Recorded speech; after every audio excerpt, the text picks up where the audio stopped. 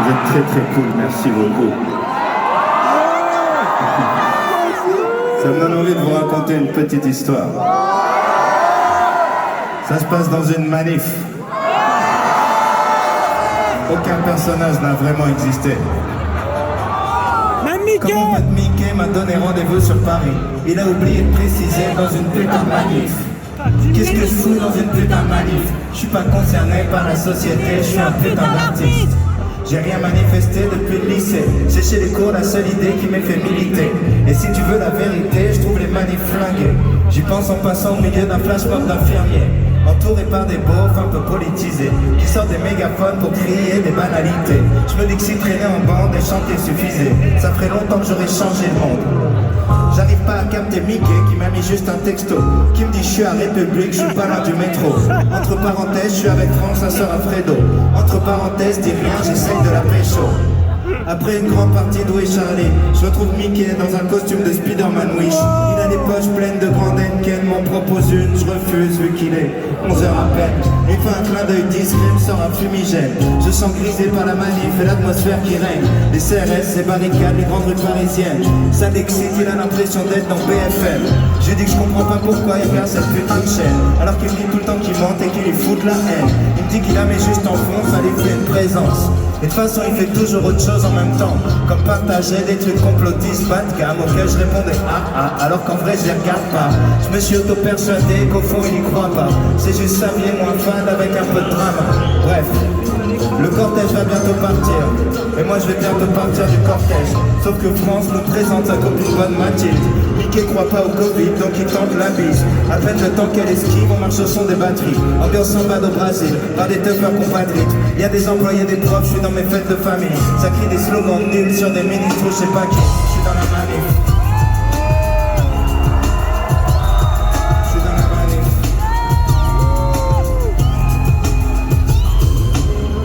Profite de la marche pour me rapprocher de Mathilde, qui dit qu'elle connaît France parce qu'elle vient de camp mais qu'elle a fui. Moitié blogueuse mode, moitié journaliste, donc pile le meuf de meuf qui m'énerve et qui m'attire, qui arrive à se donner un style manifestante avec un petit twist catin. Si je devais la décrire, 2021, elle me dit que si sa carrière va bien, elle se verrait bien chez Quotidien. Pour l'instant c'est pure people qui a sur son quotidien. Je sais pas si c'est l'ambiance manif qui fait ça, mais Mathilde et moi s'en va très vite dans un grand débat qui mélange gender, fluide, ouïghour et frégate. Donc en gros pas mal de sujets qu'en fait je connais pas, qu'elle maîtrise sur le bout des doigts. Non seulement j'ai pas d'argument, mais elle est plus intelligente que moi. Je me sens agressé, j'y mets de la mauvaise foi, je dis deux trucs un peu réels, qu'un mineur ait fait des snaps. De toute façon j'ai une meuf, de toute façon j'ai rien à foutre là. Je vais voir Mickey, lui dire que je me barre et que je suis un bâtard parce qu'on peut jamais se voir, me propose une bière 13h, j'accepte de boire.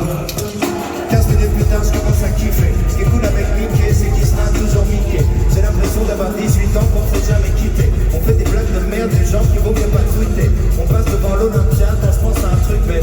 Je dis à Mickey, au fait, pourquoi on manifeste? Il me dit, demande à France, je suis surtout là pour la pécho. Je m'approche de France que je connais un peu parce que c'est la sœur Alfredo. Par politesse, je lui demande ce qu'elle vient. Elle me dit qu'elle va très bien. Et je capte direct qu'elle va pas très bien. J'ai pas croisé depuis 10 ans et elle en a pris 20. Elle me dit qu'elle reste à Caen car ses parents sont pas très loin, qu'elle bougerait bien mais c'est plus pratique pour son fils. Son mari s'est barré avec la meuf d'un autre service, que c'est tant mieux parce qu'il était ultra possessif. Et de toute façon elle travaille tout le temps, elle a pas le temps d'être triste. C'est fou qu'elle se confie aussi vite. Elle me dit qu'elle voit peu de nouvelles personnes donc elle en profite. Elle parle des journées qu'elle passe à nourrir, à faire des lits, qu'elle est la voix infirmière, femme de chambre et psy. Finalement laver les yeux c'est pas si pénible, parce que ça lui fait plaisir de pouvoir faire plaisir. Qu'au début c'est bizarre d'être qu'avec les gens séniles, qu'on s'habitue à ce que la mort puisse faire partie de sa vie. Elle me dit qu'elle travaille plus la nuit parce que ça l'épuise, car des problèmes de l'intérim c'est de prendre un crédit. Elle m'explique que jongler entre un gamin et un SMIC c'est tout un art, faut savoir rentrer en mode survie. Ça prend du temps et de l'énergie d'être fauché, de devoir gérer un budget au centime près, d'être comme prisonnier du stress. La menace des huissiers derrière la tête, j'ai découvert les dettes, la peur de la boîte aux lettres. Elle dit que sa vie n'était déjà pas parfaite, et qu'en plus maintenant il doit s'inquiéter pour sa retraite. Et c'est pour ça qu'on est là, qu'on manifeste contre les fils de pute de l'État.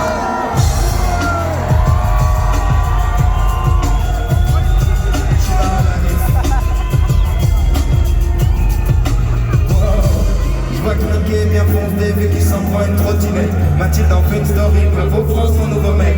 Dans les cases bleues du Monopoly on manifeste 16h, rumeur de sale gosse qu'on pas fait la sieste.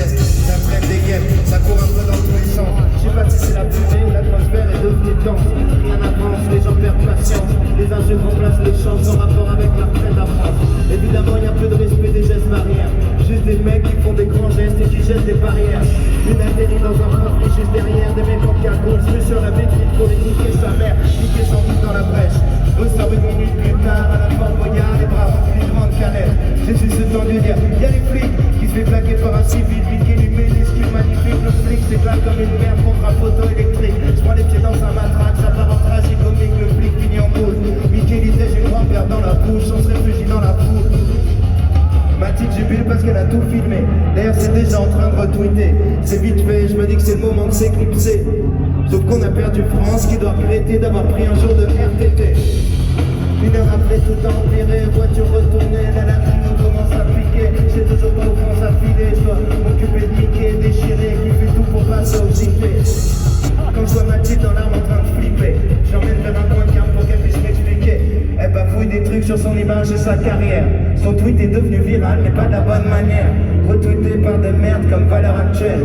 Donc le contraire de Mathilde et ses valeurs à elle. En fait, comme Mickey est un peu métissé, on utilise le tweet genre les méfaits des mecs de cité. Où il a jamais mis les pieds, je dois préciser. On dit que c'est ce que la journaliste a voulu dénoncer. C'est sur la fin de la vidéo où elle a pas eu de chance parce qu'on y voit deux petites blanches dont une qui dit merci France. C'est devenu un hashtag raciste, merci France. Et en vrai je trouve ça un peu marrant quand je reçois un coup sur la hanche, un coup sur la jambe, je suis face à deux agents dans celui de la vidéo d'avant.